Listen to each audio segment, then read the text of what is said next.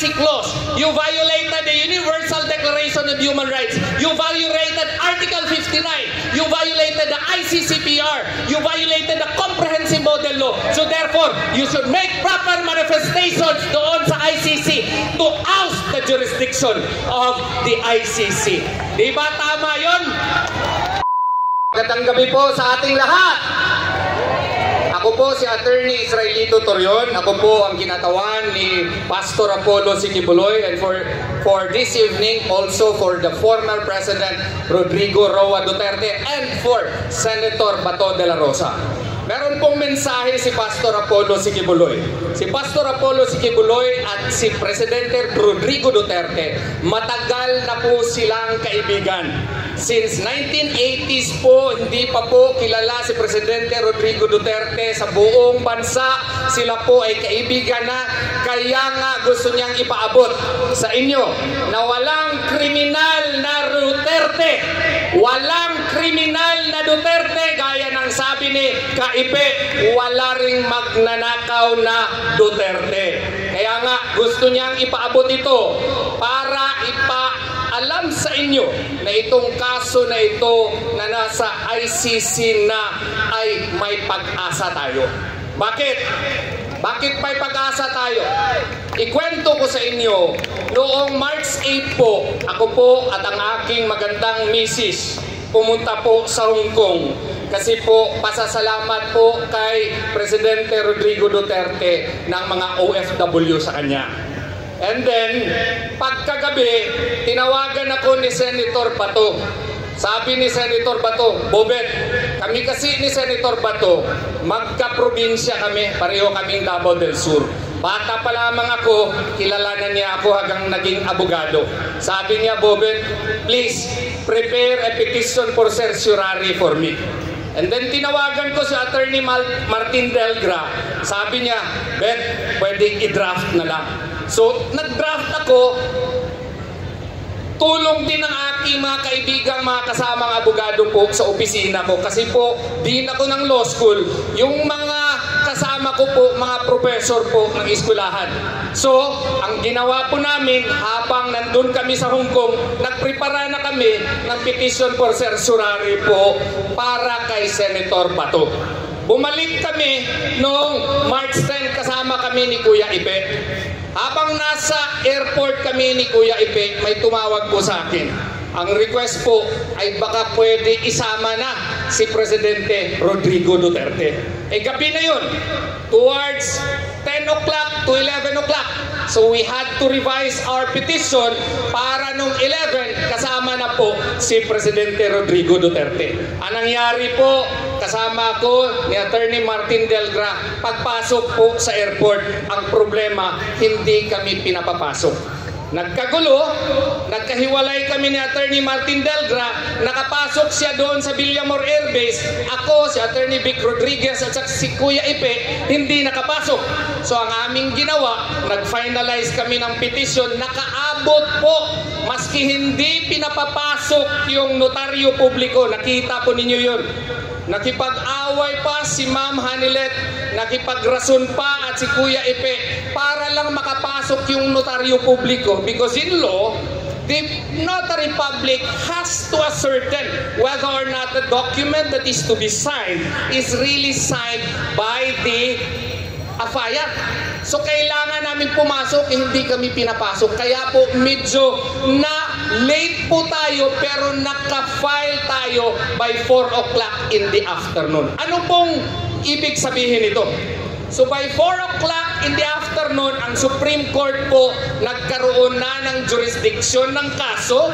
So therefore, dapat sana yung ating kaibigan, siguro ayaw ninyo sa kanya, si General Torre, dapat sana under notice na siya na ang Korte Suprema ay hawak na po ang kaso.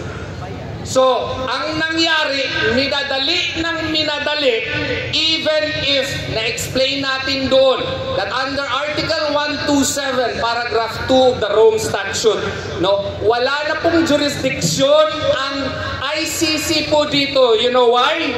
Because as early as March 17 of 2019, effective na po ang paghiwalay natin sa ICC. So ibig sabihin nito, dapat under Article 127 Paragraph 2 of the Rome Statute, the only exception is when the matter is under consideration by the ICC. And then, ang kanilang argumento is, meron ng preliminary examination yung Office of the Prosecutor in 2018. So therefore, according to them, this is already under consideration by the ICC. I say that that is legally wrong. Why? Because if you read Article 15 of the Rome Statute, there are ways by which informations can be given to the Office of the Prosecutor. Maski si Tom, Dick, or Harry, pwede magpadala ng sulat doon sa Office of the Prosecutor, and he will execute, he will initiate a preliminary examination. This does not bind the ICC. Why? Because the ICC can only be bound if the pre-trial chamber will order an investigation to look into the war on drugs here in our country. And when did the ICC do that? September of 2021. 2 years after we are already out of the ICC. Kaya nga, simple po yan masyado. Hindi ko maintindihan. Ating mga experts dito sa ating bansa ay iba po ang sinasabi. Kung sasabihin nila na meron ng jurisdiction ng ICC, kung magpadala pala ako ng sulat o yung kaibigan natin doon sa Office of the Prosecutor, mag-initiate, maski sino, ng preliminary examination, under consideration na ng ICC, maling-mali po yun. Why? Because we have other avenues. We are a sovereign country. We are an independent country. The judiciary is effective and under the principle of complementarity. Therefore, the ICC should only act as a court of last resort. We are able, we are willing, we have the Supreme Court to act, and we have the ordinary courts which are functioning. So therefore, ICC has no jurisdiction in this matter. Kaya nga po, sabi din nila, yung Article 15 ng Rome Statute hindi mag-apply dito kasi hindi na tayo party. Mali din yan. Why? Because you are asserting that there is a warrant of arrest issued by the ICC. E di, siyempre, kung yan, granting for the sake of argument na meron nga kayong jurisdiction, di pwede din kami mag-invoke ng Article 15. Dapat dinulog muna sa nearest competent judicial authority. Hindi nila ginawa yun. Eto pa, if you will read the international civil and political rights, under Article 9, we have the obligation under Article 2, Section 2, that of the Constitution, that we should follow these principles of international law. Alam mo anong nakasabi sa ICCPR? Ganon din, dapat yung akusado idulog sa korte kung para busisain kung tama ba ang kaso, kanya ba talaga yung warrant at narespeto ba yung rights niya. Hindi lang yan. Universal Declaration of Human Rights, Article 8, Article 9 also states that an accused has to be brought to the nearest competent judicial authority. Hindi lang yan. You read 2004. Ano yun? Yung model law implementing the Rome Statute. It also states that the accused has to be brought to the competent judicial authority. Ginawa ba yan ni General Torre?